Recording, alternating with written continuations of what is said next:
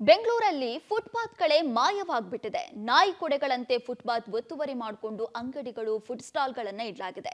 ಅಲ್ಲದೆ ಪಾದಚಾರಿಗಳು ಓಡಾಡುವ ಜಾಗದ ಮೇಲೆ ಕೂಡ ವಾಹನಗಳನ್ನ ನಿಲ್ಲಿಸೋದು ಕಾಮನ್ ಆಗ್ಬಿಟ್ಟಿದೆ. ಇದೀಗ ಒತ್ತುವರಿ ತೆರವಿಗೆ ಆಪರೇಷನ್ ಶುರುವಾಗಿದ್ದು ಜುಲೈ 1ರವರೆಗೆ ಫುಟ್ಪಾತ್ ಮೇಲಿರುವ ಅಂಗಡಿಗಳನ್ನ ತೆರವು ಮಾಡೋದಕ್ಕೆ ಸೂಚನೆ ನೀಡಲಾಗಿದೆ. ಬೆಂಗಳೂರಿಗೆ ಹೈಟೆಕ್ ಟಚ್ ಕೊಡೋದಕ್ಕೆ ಸಚಿವ ಕೃಷ್ಣ ಬೈರೇಗೌಡ ಫುಲ್ ಆಕ್ಟಿವ್ ಆಗಿದ್ದಾರೆ. ಈ ಕುರಿತ ಒಂದು ವರದಿ ಇಲ್ಲಿದೆ. ಫುಟ್ಪಾತ್ ಒತ್ತುವರಿ ತೆರವಿಗೆ ಆಪರೇಷನ್ ಸಚಿವ ಕೃಷ್ಣ ಬೈರೇಗೌಡ ಫುಲ್ ಆಕ್ಟಿವ್. ಹೌದು, ಸಿಲಿಕಾನ್ ಸಿಟಿ ಬೆಂಗಳೂರಿನಲ್ಲಿ ಫುಟ್ಪಾತ್ಗಳೇ ಮಾಯವಾಗಿ ಬಿಟ್ಟಿದೆ. ದುರ್ಬಿನ್ ಹಾಕೊಂಡು ಹುಡುಕಿದ್ರೂ ಫುಟ್ಪಾತ್ ಸಿಗೋದಿಲ್ಲ.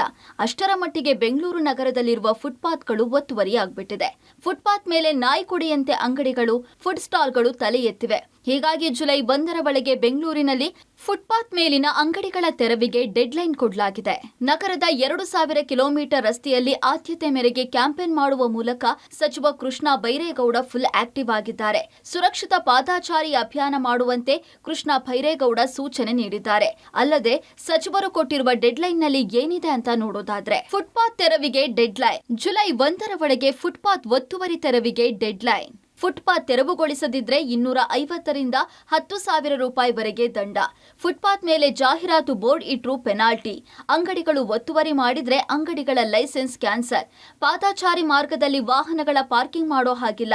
ಫುಟ್ಪಾತ್ನಲ್ಲಿ ವಾಹನ ನಿಲ್ಲಿಸಿದ್ರೆ ಟೋಯಿಂಗ್ ಮಾಡಬೇಕಾಗುತ್ತೆ. ರಸ್ತೆ ಬದಿ ಫುಟ್ಪಾತ್ನಲ್ಲಿ ವಾರಸುದಾರರಿಲ್ಲದ ವಾಹನ ಪಾರ್ಕಿಂಗ್. ಜುಲೈ 1ರಿಂದ ಬಿಡಾಡಿ ವಾಹನಗಳ ಮೇಲೆ ಸ್ಟಿಕ್ಕರ್ ಅಂಟಿಸಿ ನೋಟಿಸ್.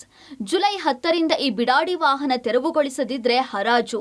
ಸಿಗ್ನಲ್ನಿಂದ 75 ಮೀಟರ್ ದೂರದಲ್ಲಿ ಬಸ್ ನಿಲುಗಡೆ ಇರಬಾರದು. ನಾವು ಫುಟ್ಪಾತ್ ಅಂದ್ರೆ ಏನು ಅನ್ನೋದನ್ನ ಸ್ಪಷ್ಟವಾಗಿ ಒಂದು ಡಿಫೈನ್ ಮಾಡುವಂತದ್ದು ಮಾಡೋಣ. ಒಂದು 2000 ಕಿಲೋಮೀಟರ್ ಆದ್ರೂ ಟಾರ್ಗೆಟ್ ಮಾಡೋಣ ಅಂತ ಹೇಳ್ತಾ ಇದ್ದೀನಿ. ಫೈನು 250 ರೂಪಾಯಿಯಿಂದ ಹಿಡಿದು 10,000 ರೂಪಾಯಿವರೆಗೂ ಹಾಕ್ಬಹುದು. ನೋಡಿ, ನನ್ನನ್ನ ಬೈಕೊಂಡ್ರು ಪರವಾಗಿಲ್ಲ, ದುಬಾರಿ ಫೈನ್ ಹಾಕಿ ಅಂತ ಹೇಳಿದ್ದೀನಿ. ಸುಮಾರು ಕಡೆ ರಸ್ತೆ ಬದಿಯಲ್ಲಿ, ಕೆಲವು ಕಡೆ ಪಾದಚಾರಿ ಮಾರ್ಗದಲ್ಲಿ ಸುಮಾರು ಬೀಡಾಡಿ ಗಾಡಿಗಳು ಬಿದ್ದಿದ್ದಾವೆ. ಎಲ್ಲೋ ಅಲ್ಲಿ ಬಿಟ್ಬಿಟ್ಟು ಹೋಗಿದ್ದಾರೆ. ಆ ಎಲ್ಲ ಅಧಿಕಾರಿಗಳಿಗೆ ನಾನು ಸೂಚನೆ ಕೊಟ್ಟಿದ್ದೇನೆ.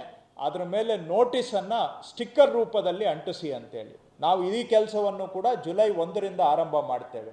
ನೋಟಿಸ್ ಅಂಟಿಸ್ತೇವೆ. ಅದರಲ್ಲಿ ಜುಲೈ 10ನೇ ತಾರೀಕು ಒಳಗಡೆ ಬೀಡಾಡಿ ಗಾಡಿಗಳನ್ನು ಅವ್ರು ಎತ್ಕೊಂಡು ಹೋಗ್ಲಿಲ್ಲ ಅಂತ ಹೇಳಿದ್ರೆ ನಾವು ತಗೊಂಡೋಗಿ ಅದನ್ನ ಎಲ್ಲೋ ಗುಜರಿಗೆ ಹಾಕಿ ಅಲ್ಲಿ ಆಕ್ಷನ್ ಮಾಡಿ ಮಾರಾಟ ಮಾಡಬೇಕಾಗುತ್ತೆ. ಫುಟ್ಪಾತ್ಗಳೇ ಪಾರ್ಕಿಂಗ್ ಹಬ್. ಫುಟ್ಪಾತ್ ಮೇಲೆ ಓಡಾಡುವವರಿಗೆ ತಪ್ಪಿಲ್ಲ ಕಿರಿಕಿರಿ. ಬಸವನಗುಡಿಯಲ್ಲಿ ಪಬ್ಲಿಕ್ ಟಿವಿ ರಿಯಾಲಿಟಿ ಚೆಕ್. ಇನ್ನು ರಾಜಧಾನಿ ಬೆಂಗಳೂರಿನಲ್ಲಿ ಫುಟ್ಪಾತ್ಗಳೇ ಪಾರ್ಕಿಂಗ್ ಹಬ್ ಆಗ್ಬಿಟ್ಟಿದೆ. ಬಸವನಗುಡಿಯ ಗಾಂಧಿ ಬಜಾರ್ನ ಫುಟ್ಪಾತ್ಗೆ ಹೈಟೆಕ್ ಟಚ್ ನೀಡಲಾಗಿದೆ. ಸ್ಮಾರ್ಟ್ ಸಿಟಿ ಕಾಮಗಾರಿ ಯೋಜನೆಯಡಿ ಫುಟ್ಪಾತ್ ಅಗಲೀಕರಣ ಮಾಡಲಾಗಿದೆ. ಜಿಬಿಎ ಕಾಮಗಾರಿ ನಂತರವೂ ಫುಟ್ಪಾತ್ ಪಾರ್ಕಿಂಗ್ ಹಬ್ ಆಗ್ಬಿಟ್ಟಿದೆ. ಪಾದಚಾರಿ ಮಾರ್ಗದಲ್ಲಿ ಸಾಲು ಸಾಲು ಬೈಕ್ಗಳನ್ನ ಪಾರ್ಕಿಂಗ್ ಮಾಡಿ ಇದರಿಂದ ಫುಟ್ಪಾತ್ ಮೇಲೆ ಓಡಾಡುವ ಜನರಿಗೆ ಕಿರಿಕಿರಿ ತಪ್ತಾ ಇಲ್ಲ. ಇನ್ನು ಪಬ್ಲಿಕ್ ಟಿವಿ ರಿಯಾಲಿಟಿ ಚೆಕ್ನಲ್ಲಿ ಅಸಲಿಯತ್ತು ಬಯಲಾಗಿದೆ.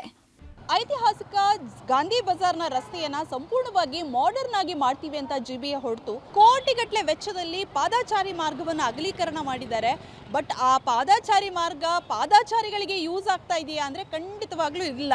ಆರಾಮ್ಸೆ ಇಲ್ಲಿ ವೆಹಿಕಲ್ ಅನ್ನ ಪಾರ್ಕಿಂಗ್ ಮಾಡ್ತಾ ಇದ್ದಾರೆ. ನೋಡಿ, 2 ವೀಲರ್ಸ್ ಅವರು ಆಲ್ಮೋಸ್ಟ್ ಯಾರೂ ಕೂಡ ಆ ಕೆಳಭಾಗದಲ್ಲಿ ಮಾಡೋದು ಬಿಟ್ಬಿಟ್ಟಿದ್ದಾರೆ. ಅಲ್ಲಿ ಕೆಳಭಾಗದಲ್ಲಿ ಜಾಗದ ಕೊರತೆನೋ ಅಥವಾ ಏನೋ ಗೊತ್ತಿಲ್ಲ.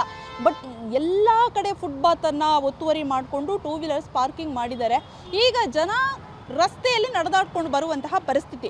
ಈ ಇಷ್ಟೊಂದು ಪಾರ್ಕಿಂಗ್ ಅಥವಾ ಈ ಒಂದು ಜಾಗ ಏನಿದೆ ಪಾದಚಾರಿ ಮಾರ್ಗ ಇಷ್ಟೊಂದು ಅಗಲವಾಗಿ ಬೇಕಿತ್ತಾ ಅನ್ನುವಂತಹ ಪ್ರಶ್ನೆಗಳೇ ಸಾಕಷ್ಟು ಎದುರಾಗಿದ್ವು. ಬಟ್ ಜಿಬಿಎ ಆಗ ಸಮರ್ಥನೆಯನ್ನು ಕೂಡ ಮಾಡಿಕೊಳ್ತು. ಇಲ್ಲ, ಇದು ಪಾದಚಾರಿಗಳಿಗೆ ಸುಗಮವಾಗಿ ಸಾಗೋದಕ್ಕೆ ಬೇಕು, ಜೊತೆಗೆ ವ್ಯಾಪಾರ ವಹಿವಾಟು ಕೂಡ ನಡಿಬೇಕು ಒಂದು ಭಾಗದಲ್ಲಿ ಅಂತ.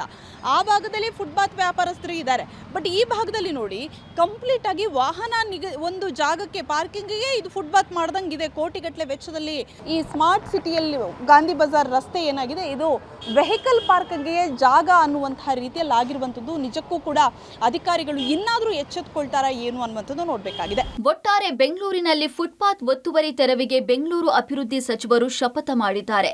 ಇತ್ತ ಸ್ಮಾರ್ಟ್ ಸಿಟಿ ಕಾಮಗಾರಿಯಡಿ ಫುಟ್ಪಾತ್ಗೆ ಹೈಟೆಕ್ ಟಚ್ ನೀಡಲಾಗಿದೆ. ಹೀಗಿದ್ರೂ ಫುಟ್ಪಾತ್ ಮೇಲೆ ಜನರು ಬೈಕ್ಗಳನ್ನ ನಿಲ್ಲಿಸೋದನ್ನ ಬಿಟ್ಟಿಲ್ಲ. ಇಂಥದ್ದಕ್ಕೆಲ್ಲ ಹೇಗೆ ಸಚಿವರು ಕಡಿವಾಣ ಹಾಕ್ತಾರೆ ಅನ್ನೋದೇ ಸವಾಲಾಗಿದೆ.